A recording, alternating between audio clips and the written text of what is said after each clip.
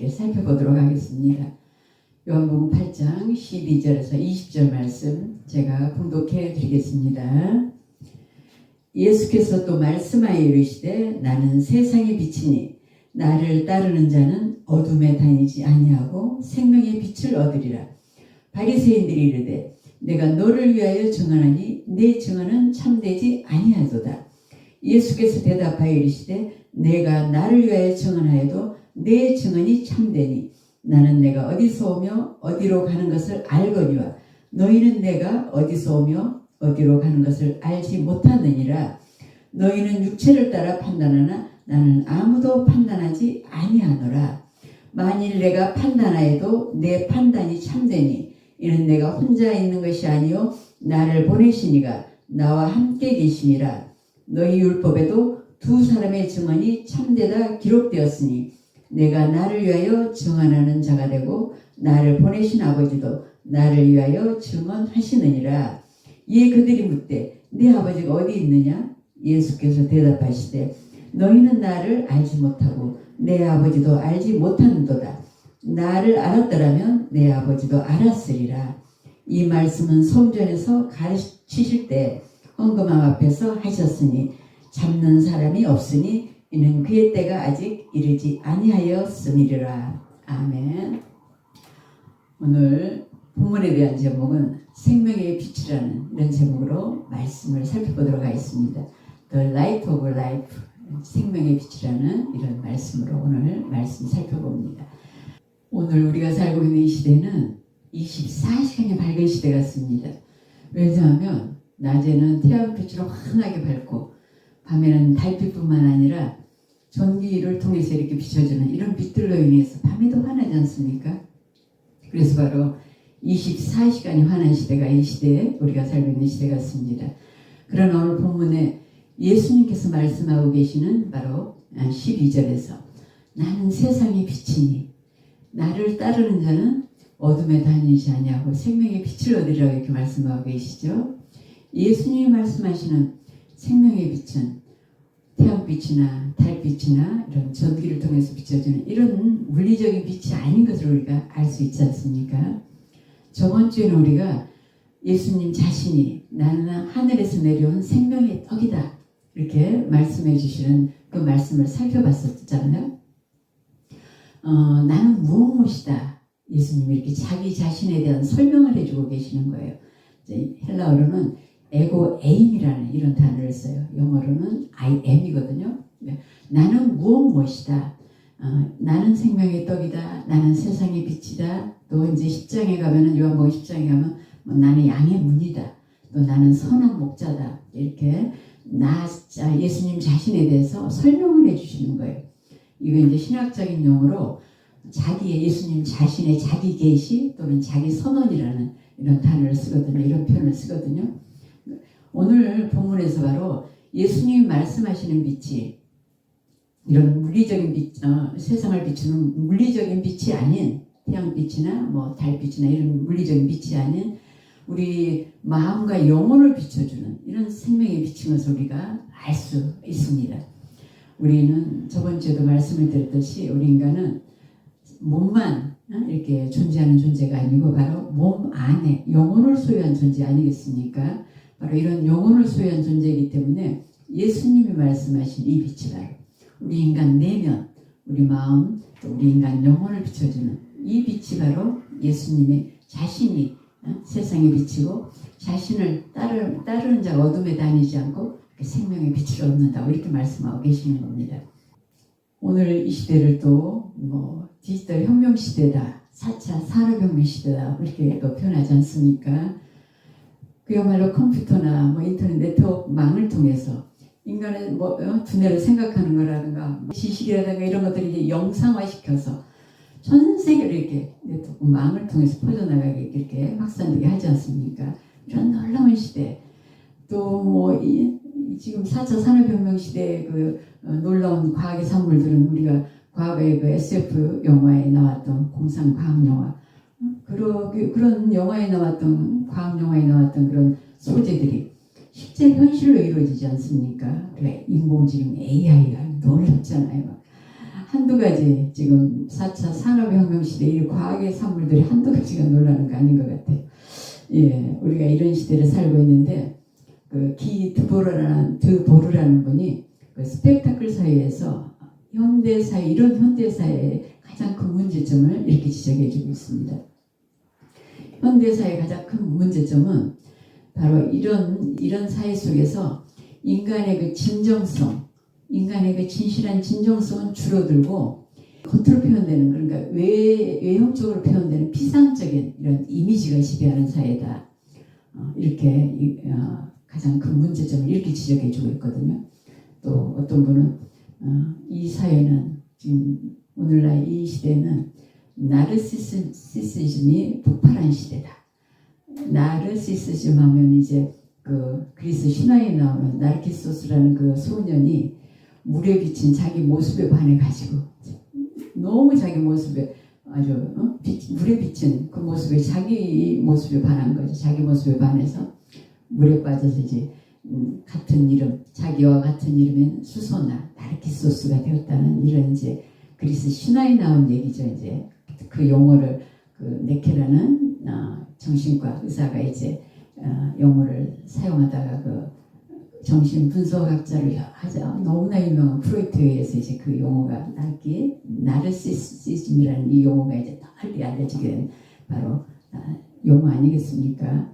이제 현대 사회가 그러니까 나르시시즘이라는 것은 자기를 사랑하는 자기 중심, 모든 것이 자기에게 관심인 것, 자기에게 관심이 돼서 자기가 관심의 대상인 이제 이런 그 용어가 바로 나르시시즘 아니겠습니까? 바로 현대 사회는 이 나르시시즘의 폭발한 사회라고 이렇게 규정해 준 분도 계세요. 그만큼 오늘날 보면 이기주의가 만연한 시대 아니겠습니까? 이런 시대는 인간의 도덕과 윤리가 떨어진 시대예요. 땅이 떨어진 시대. 모든 것이 자기 위주의, 자기 중심적인. 그러니까 너무 이기적인 이런 사회가 되다 보니까 인간이 사는 이 사회, 이 세상이 굉장히 삭막해져 가는 거죠. 메말라 가는 거죠. 굉장히 건조해 가는 거죠. 인간이 사는 이 세상은 따뜻해야 되는 거 아니겠습니까? 따뜻해야 되는 거죠. 서로 사랑의 이런 관계 속에서 살아가야 되지 않겠습니까? 예수님께서 마태복음 22장 37절에 40절에 이렇게 말씀하고 계시죠.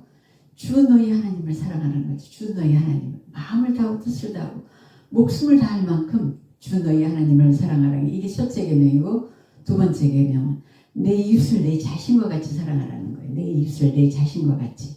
이것이 바로 둘째 계명이라고. 이 두 계명을 갖다 온 율법의 선지자의 강령이라고 이렇게 말씀하고 계시는 거거든요.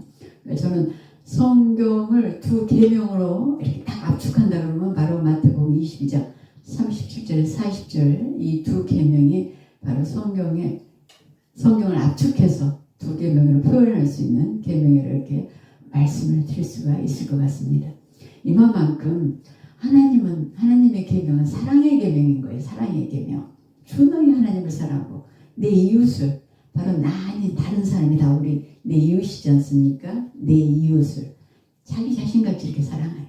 이런 정이 흐르고 사랑이 흐르는 이런 따뜻한 관계 속에서 우리가 살아가야 되는데 오늘날 이 시대가 더군다나 물질 만능주의, 자본주의 이데올로기가 지배하고 있는 이런 세상, 겉으로 드러나는 이런 피상적인 이미지가 지배하는 자기 과시의 시대, 이런 자기를 상품화하는 시대, 이런 시대가 오늘날 이 시대라고도 이렇게 규정할 수 있을 것 같습니다.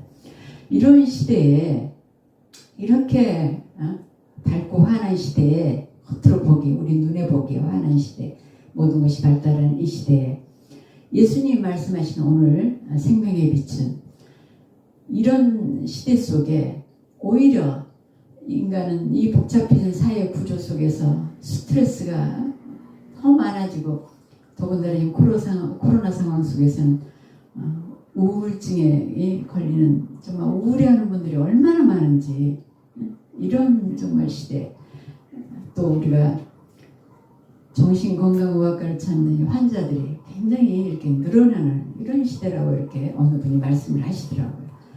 우리가 눈에 보이는 이런 세상에 이런 밝고 환하고 이렇게 발달된 문명사회 속에 살아가는 이 시대가 예수님의 세상을 비추는 우리 인간의 내면을 비추고 우리 인간의 영혼을 비추고 우리 인간의 마음을 비추는 이 생명의 빛이 더 절실한 시대가 바로 이 시대가 아닌가 싶습니다.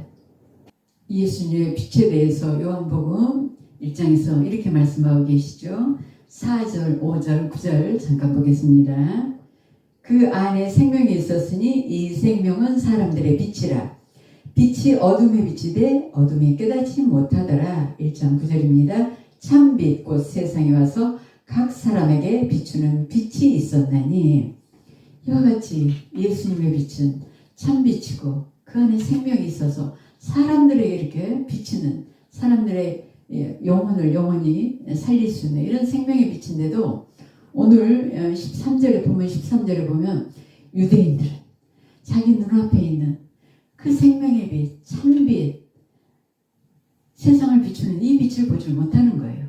이 빛을 보지 못해서 지금 13절에서도 보면 유대인이 뭐 바리새인들, 사두개인들 이런 그야말로 종교 지도자들이 오히려 더 예수님을 어떻게 하면 꼬투리를 잡아서 넘어뜨리고 어떻게 하면 십자가에 못 박아서 죽일까 하는 생각만 하는 거예요. 그래서 13절 잠깐 보면은 바리새인들이 이르되 내가 너를 위하여 증언하니 내 증언은 참되지 아니하도다. 예수님 자신 자체가 참 진리이시기 때문에 자신에 대해서 이렇게 예수님은 자신이 근원이기 때문에 모든 근원 아니겠습니까? 모든 뭐 이 땅에 온 우주 만물이 다 그분에 의해서 다 만들어졌기 때문에 주인이시면서 뭐 근원이신 거죠. 그런데 지금 예수님 자신이 내가 세상의 빛이다. 내가 뭐 생명의 떡이다. 이런 식으로 자기 자신을 자기 계시 자기 선언을 이렇게 하니까 두세 사람이 이런 증인이 있어야지 혼자서 증언하는 것은 참이 아니다는 거죠. 거짓이라고 지금 이렇게 지금 바리새인들이 지금 트집을 잡고 있는 거죠. 바로 예수님은 예수님 자신이 길이시면서 진리이시면서 참이시면서 완전한 의로운 분이시기 때문에 증인이 필요가 없죠. 창조주 하나님의 피조물 인간 앞에서 무슨 증인이 필요하겠습니까? 무슨 증인이 필요하겠어요? 근데 메시아를 알아보지 못하고 하나님을 알아보지 못하고 증인을 요구하는 거죠. 예수님 말씀에. 그래야 거짓이 아니지. 안 그러면 거짓이다. 지금 이걸 얘기하고 있는 거거든요. 바리새인들이. 신명기 19장 15절에 보면 이제 바리새인들, 유대인들의 그 율법이죠. 토라라고 그래서 모세 오경, 창세기, 출애굽기, 레위기, 민수기, 신명기 이제 이 모세 오경만 유대인들은 믿거든요. 그래서 신명기 19장 15절 또 민수기에도 있고 이렇게 이 증언에 대해서 두세 사람의 증언에 대해서 이제 말씀해 주고 있는 구절이 바로 신명기 19장 15절 잠깐 보겠습니다. 사람의 모든 악에 관하여 또한 모든 죄에 관하여는 한 증인으로만 정할 것이 아니요 두 증인의 입으로나 또는 세 증인의 입으로 그 사건을 확정할 것이며 그러니까 두세 사람의 증인이 있어야 참으로 인정된다고 지금 이렇게 욕을 하고 있기 때문에 예수님께서 내가 참이기 때문에 증언할 증인이 필요 없지만은 굳이 그렇게 욕을 하면 나와 또 성부 하나님이 아버지가 나와 함께 하시기 때문에 예수님은 성부 하나님의 뜻대로만 이렇게 온전한 순종을 이루셨기 때문에 예수님이 하나님이 함께하고 계시면 바로 하나님도 예수님도 이렇게 증인이 된다는 이렇게 말씀을 하고 계시죠. 바로 18절 내가 나를 위하여 증언하는 자가 되고 나를 보내신 아버지도 나를 위하여 증언하시느니라. 이에 그들이 묻되 내 아버지가 어디 있느냐? 내 아버지가 어디 있느냐는 거예요. 지금 성부 하나님을 말씀하시는데 이 바리새인들은 요셉 목수의 아들로 이 땅에 이제 태어났지 않습니까? 마리아와 요셉의 아들로 태어났기 때문에 그 목수인 요셉 그 아버지를 지금 아버지가 이제 예수님 이때 당시에 이제 돌아가셨기 때문에 내 아버지가 어디 있느냐? 너 아버지는 세상을 떠났지 않느냐? 지금 그렇게 대답을 하고 있는 겁니다. 바리새인들이. 예수님은 메시아이시기 때문에 지금 말씀하시는 아버지가 이제 성부 하나님이신데 지금 바리새인들 유대인들은 지금 요셉 유기 아버지 요셉을 지금 내 아버지가 어디 있냐고 지금 얘기를 하고 있는 거예요 지금. 그래서 예수님께서 너희는 나를 알지 못하고 내 아버지도 알지 못하는도다. 나를 알았더라면 내 아버지도 알았으리라. 그러니까 예수님을 알지 못하기 때문에 성부 하나님도 알지 못하는 거예요. 우리가 예수님을 통해서 성부 하나님을 아는 거거든요. 예수님이 성부 하나님과의 그 보치와 동등한 분이시기 때문에 우리가 예수님을 보는 자는 바로 나를 보는 자는 아버지를 보는 것 같다고 이렇게 말씀하고 계신 것과 같이 예수님을 알지 못하면 우리가 성부 하나님을 알 수가 없는데 이제 우리는 예수님을 통해서 우리가 성부 하나님을 아는 거죠. 우리는 얼마나 큰 특권을 갖고 사는 사람들인지 예수님이 자기들 눈앞에 있고 메시아가 자기들 눈앞에 있는데도 깨닫지 못하지 않습니까? 이렇게 바로 눈앞에 있는데도 깨닫지 못하는데 우리는 보지 않고도 믿는 이런 엄청난 특권 속에 살아가고 있는 감격의 은혜의 시대에 살고 있는 겁니다. 우리는 바로 성령을 보내주셨기 때문에 성경을 기록해서 우리에게 주셨기 때문에 바로 성령을 통해서 우리가 깨닫고 알고 깨닫고 이렇게 믿을 수 있도록 인도해 가시기 때문에 우리가 알고 깨닫고 믿어지는 거예요. 그래서 우리는 은혜의 감격 시대에 살고 있는 것에 대해서 다시 한번 감사를 드릴 수 있어야 되겠습니다. 바로 예수 그리스도를 알지 못하니까 성부 하나님도 알지 못하는 거예요.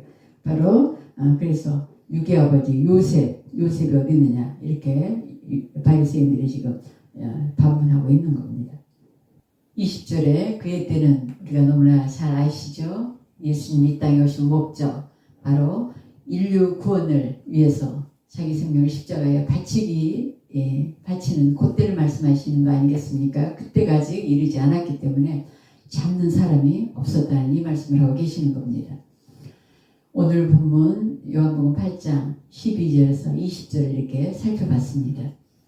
계속해서 예수님이 이 땅에 오셔서 요한복음에도 7가지 이렇게 표적 사건을 이렇게 기록하고 있다고 말씀을 드렸죠. 많은 이제 표적을 행했지만은 그 중에서 7가지를 이렇게 대표적으로 기록한 이유는 바로 요한복음 20장 31절에서 예수께서 메시아야 그리스도이심을 믿게 하고 그 믿음으로 인해서 이제 영원한 생명을 얻게 하시겠다는 이런 이제 기록 목적을 바로 요한복음 20장 31절에 이제 해주고 계시는 거죠.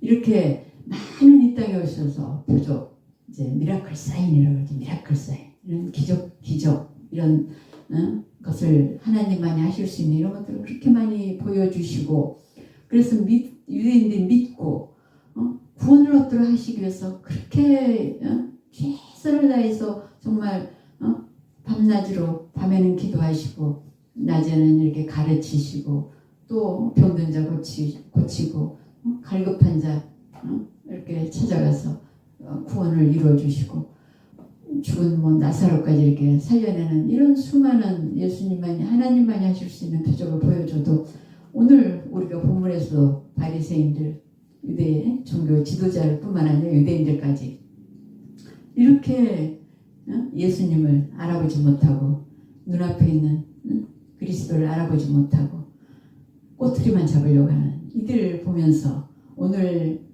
이렇게 고도의 문명이 발달한 이 24시간이 밝은 이 세상 이 시대에 유대인들과 같은 바리새인이나 서기관들이나 사두개인들이나 유대인들이나 눈앞에 있는 그리스도를 메시아를 그리스도가 곧 메시아 히브리어로는 또 메시아 헬라어로는 그리스도이기 때문에 같은 의미인 거 아시죠? 바로 눈앞에 있어도 알아보지 못하고 주님을 믿지 못하고 따르지 못하는 오늘날 시대도 얼마나 수많은 사람이 진리를 몰라서 참 온전한 진리를 모르고 주님을 따라가는 이 길을 몰라서 세상 풍조에 요동치면서 살아가는 수많은 사람들이 있다는 걸 우리가 아시지 않습니까? 이 시대는 아까도 우리가 이미지화하는 자기 과시 시대 비상적인 그 이미지로 자기를 이렇게 상품화해서 표현하려고 하는 이런 시대 자기 과시 시대 그래서 나르시시즘이 폭발 폭발하는 시대다. 어느 분이 이렇게 또 표현했다고 말씀을 드렸었죠. 바로 이런 시대를 우리가 살고 있는데 더 절실하게 예수님의 이 생명의 빛, 예수님의 이 참 생명의 떡이 필요한 시대가 아니겠습니까? 눈에 보기에 우리 육의 눈에 우리 육적인 눈으로는 이 밝은 세상이지만 우리가 영적으로 보면은 그만큼 어두운 시대가 지금 이 시대라는 것을 이렇게 다시 한번 우리가 확인할 수 있었습니다. 우리는 예수 그리스도의 빛을 소유한 사람들인 거예요. 빛을 소유한 사람들. 그 빛을 세상에 반사해서 이제 비춰줘야 되는 거죠. 우리가 바로 우리를 통해서 이 어두운 세상이 밝아지기를 간절히 바랍니다. 우리 모두가 내 자신부터서 예수 그리스도의 빛을 충분히 풍성하게 충만하게 이렇게 소유해서 그 밝은 내 마음의 빛, 내 영혼의 빛이 밝아져서 그 밝은 빛으로 또 세상을 비추는, 세상을 반사해서 그리스도의 빛을 반사해서 비추는 우리 모두가 되셔서 이 세상이 밝고 따뜻하고 정과 사랑이 넘치는 이런 살기 좋은 세상, 아름다운 세상이 되었으면 참 좋겠습니다. 주님의 빛과 주님의 생명이 바로 저번 주에 우리가 생명의 떡이라고 말씀드렸던 그 생명의 떡으로 오신 주님. 주님은 한 분을 소유하는 것이 우리가 모든 걸 소유하는 거예요. 하늘과 땅을 다 소유하는 거거든요. 주님 한 분을 온전히 소유하는 것은 하늘과 땅을 소유하는 거예요. 하늘과 땅을. 그만큼 주님을 소유하는 게 중요한 겁니다. 바로 우리 모두가 주님의 빛으로 충만히 소유해서 주님의 말씀, 곧 주님이 말씀이시기 때문에 우리가 말씀을 충분히 우리 안에 충분히 채워서 충분히 가득 채워서 충만하게 채워서 우리 모두의 이 주님의 밝은 빛을 세상에 반사해서 비추는 우리 모두가 되셨으면 참 좋겠습니다. 세상에 생명의 빛으로 오신 예수 그리스도를 우리의 마음이라는 작은 세상 안에서부터 이렇게 충만히 밝게 비춰지도록 빛이 임하면 어둠이 물러가는 거 아니겠습니까? 그래서 바로 충만하게 소유하는 게 너무나 중요한 거예요. 예수 그리스도를 충만하게 소유하는 게 바로 우리 마음이라는 작은 세상 아니겠습니까? 우리 마음, 우리 영혼의 이런 작은 세상 안에도 바로 그리스도의 빛으로 충만해져야 되거든요. 그래서 그래야 어둠이 물러가는 거죠. 빛이 비춰주면 어둠이 물러가게 돼 있지 않습니까? 충만하게 그래서 소유해야 되는 거예요. 예수 그리스도를 충만하게 소유해서 모든 우리 내면의 어둠뿐만 아니라 또 가정의 어둠, 세상의 어둠으로 이렇게 우리가 밝혀나가는 바로 우리 모두가 되시고 올 연말에는 주님을 이렇게 주님으로 인해서 주님을 충만하게 이렇게 소유함으로 인해서 풍성한 열매와 또 승리와 더 큰 영광을 돌리는 우리의 이런 연말이 될 수 있도록 늘 저는 도전하라는 이런 말씀을 드립니다. 그리스도로 충전해서 도전해라. 항상 이렇게 말씀을 드립니다. 모두가 다시 한번 주님으로 인해 지혜와 능력과 에너지가 이렇게 충전되어서 오늘도 내일도 매일 매순간 우리가 승리를 이뤄나가는 우리 모두가 되시기를 간절히 축원드립니다.